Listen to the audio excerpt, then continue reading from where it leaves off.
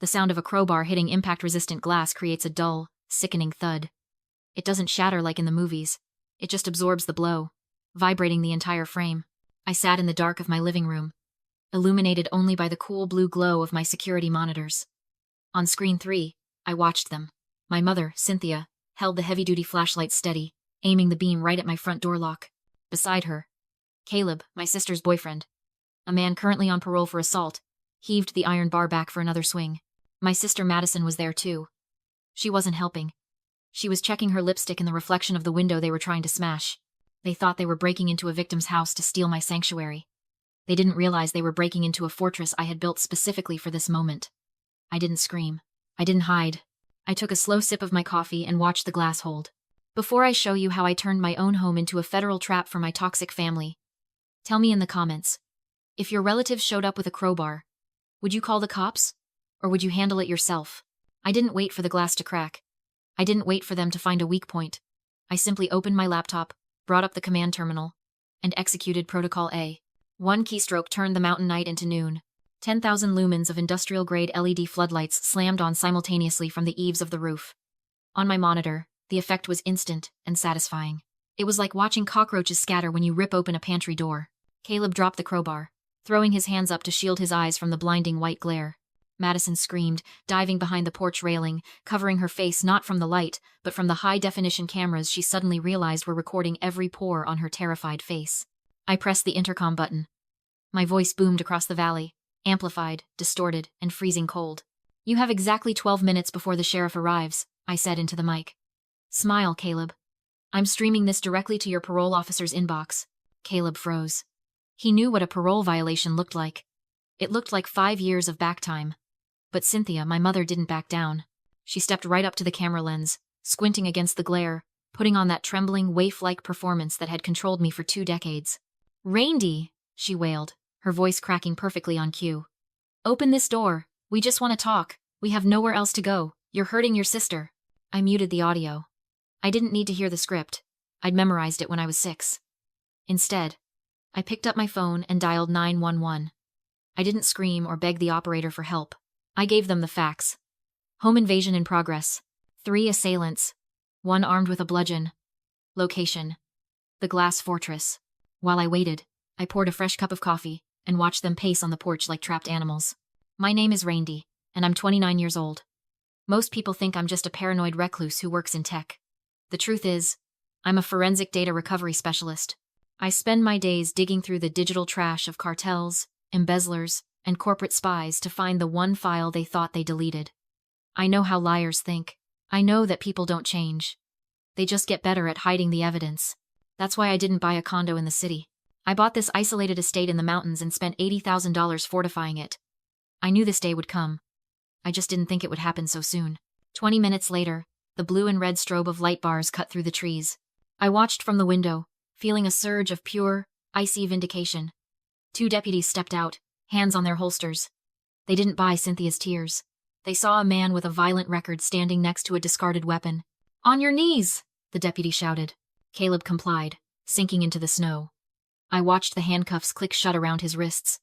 I saw Madison sobbing, real tears this time, as an officer asked for her ID. I saw Cynthia frantically trying to charm the sergeant, gesturing wildly at the house. It worked. The system worked. The fortress held. I set my coffee mug down on the granite counter. I smoothed my sweater, took a deep breath, and walked to the front door. I unlocked the heavy deadbolts, ready to give my statement, hand over the footage, and watch them get hauled away in the back of a cruiser. I opened the door, stepping out into the cold air, believing I had won. I was wrong. I opened the door to give my statement, expecting to see justice in action. I expected to see them hauled away, read their rights, and removed from my property like the trespassers they were. Instead, I walked into a nightmare. Cynthia wasn't crying anymore. The trembling, terrified mother act had evaporated the second the flashing lights reflected in her eyes. She was standing next to the sheriff, her posture straight, her face composed. In her hand, she held a document. "Officer, this is all a terrible misunderstanding," Cynthia said, her voice steady and reasonable. "We aren't burglars. We live here. My daughter Randy is having a mental health episode and locked us out. Here is the lease." She handed him a piece of paper. The sheriff took it, shining his flashlight on the pages. I stepped closer. the cold mountain air biting through my sweater. I could see the document clearly. It was a standard residential tenancy agreement, dated 2 weeks ago. And at the bottom, in blue ink, was my signature. It was a perfect forgery. I recognized the loop of the R and the sharp cross of the teat. It was Madison's handwriting.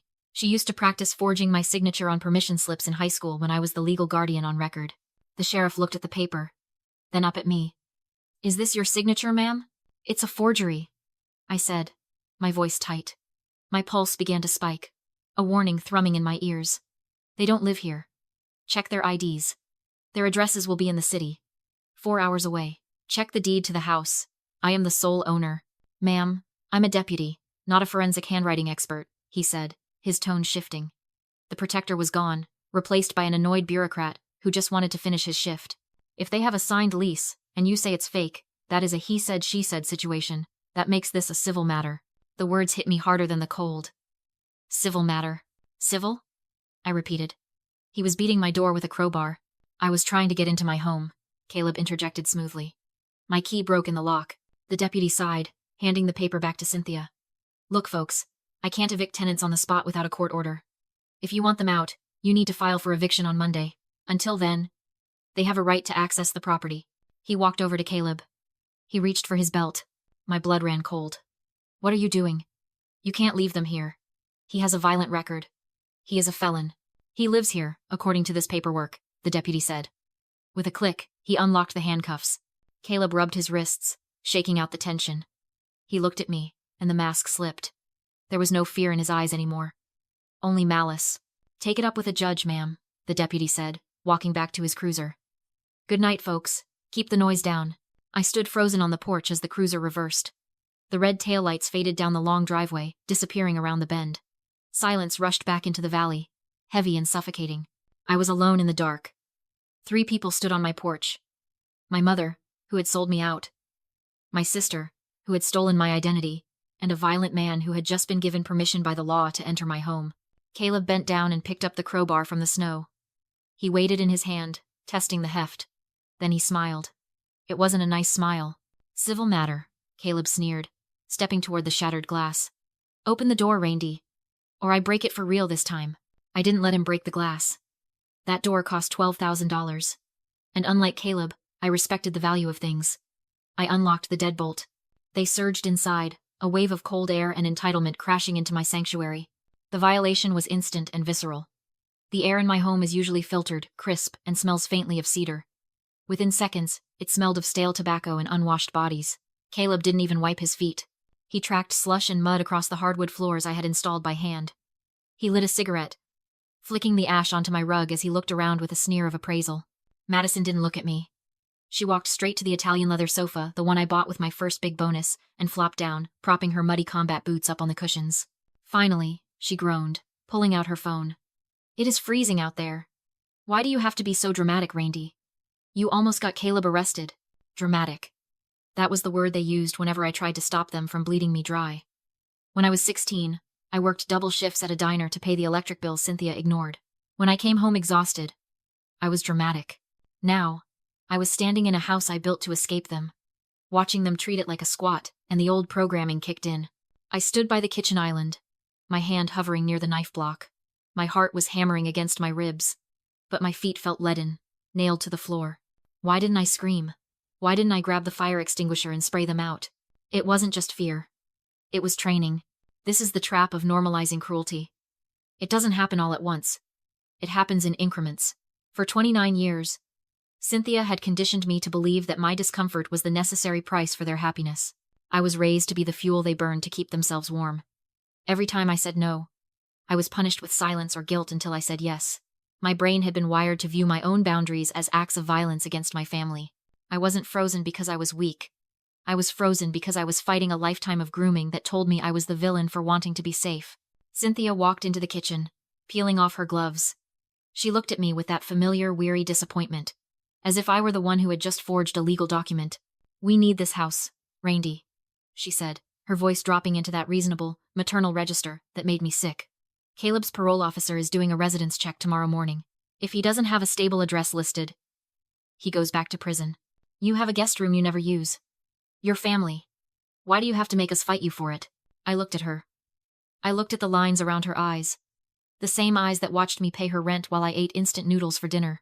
You forged a lease, I said, my voice steady despite the trembling in my hands. You lied to the police. You are harboring a felon. I am saving my family, she snapped.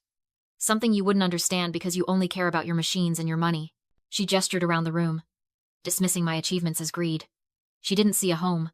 She saw a resource to be strip-mined. I want you out, I said. Now. Caleb laughed. It was a wet, ugly sound. He walked over to the wall where I had hung a framed schematic of the house. Artistic, stylized, but accurate. He tapped a finger on the master bedroom closet. We aren't going anywhere, princess, he said. In fact, since we're tenants now, I think I need the Wi-Fi password. And the code to that wall safe I saw in the blueprints online. He turned to me, his eyes dead and shark-like. Rent rebate. He grinned. I know you keep cash in there. And I'm feeling a little short. Caleb stepped closer, invading the last few inches of my personal space. He smelled like stale bourbon and aggression. He towered over me, a wall of muscle and bad intent, tapping the crowbar against his thigh in a slow, rhythmic beat. The safe. Randy, he growled, his voice dropping to a low rumble. I saw the specs. High-end wall unit. Biometric and keypad. I know you keep cash here. Maybe some gold? A little nest egg for a rainy day? He leaned in, his hot breath hitting my face. Well, it's raining. My heart hammered against my ribs like a trapped bird. My flight instinct screamed at me to run for the back door. My fight instinct wanted to drive the paring knife into his leg. But my professional instinct, the cold, calculating part of me that recovers deleted data from cartel servers, took the wheel. I ran the simulation in my head. If I fought, he would overpower me in seconds. If I ran, they would chase me down in the snow. Physical resistance was a losing strategy. I needed a new plan. I needed to pivot. In my line of work, when you can't break encryption, you social engineer the password. I had to give them exactly what they wanted, to get exactly what I needed. I let the tension drain out of my body. I let my shoulders slump forward in a posture of total defeat. I opened my hand and let the paring knife clatter loudly onto the granite countertop. Then, I forced the tears. It wasn't hard. The adrenaline crash was already waiting in the wings. I let my face crumble. Okay, I whispered, my voice trembling. Okay. You win. I can't do this. I can't fight you all. The shift in the room was immediate. Caleb stopped tapping the crowbar and straightened, a satisfied smirk forming. Predators love it when the prey stops resisting. Cynthia stepped in, her face softening into false maternal triumph. To her, I wasn't a frightened daughter. I was an employee who had finally broken. See? She said, reaching for my arm. I flinched. We're family. We just need your help. I can't stay, I whispered. I'm scared. Then leave, Caleb said, glancing at the wall safe. Give me the code. I'll give you the house. I blurted. I'll sign it over. I just want to go. They thought they'd won. Cynthia told me to write it down. My hands shook as I signed a fake tenancy statement and wrote the 6-digit code, 092488, the day my father left. Not a safe combination. A trigger. I handed the paper to Caleb, eyes downcast. He agreed and ordered me out. As I moved for the door, Madison lunged and tripped me. I hit the floor hard. My bag flew away. Caleb crushed it under his boot, destroying my encrypted laptop. No recordings, he sneered. They shoved me outside, locked the door, and celebrated inside my house while I bled in the snow. What they didn't know was that every file was mirrored to the cloud. Destroying my property and forcing me out completed the trap. I drove until I had signal and made one call to the ATF. I reported a convicted felon in constructive possession of a firearm. A signed lease. A safe code. A Glock 19. That was all the law needed. I watched the cameras as Caleb opened the safe and lifted the gun, just as federal agents breached the house. He was arrested on the spot. Cynthia and Madison followed. From the outside, it looked like defeat. In reality, it was freedom. I sold the house, moved states away, and built a quieter life with stronger walls. Family isn't blood. It's safety. And for the first time in years, it was quiet.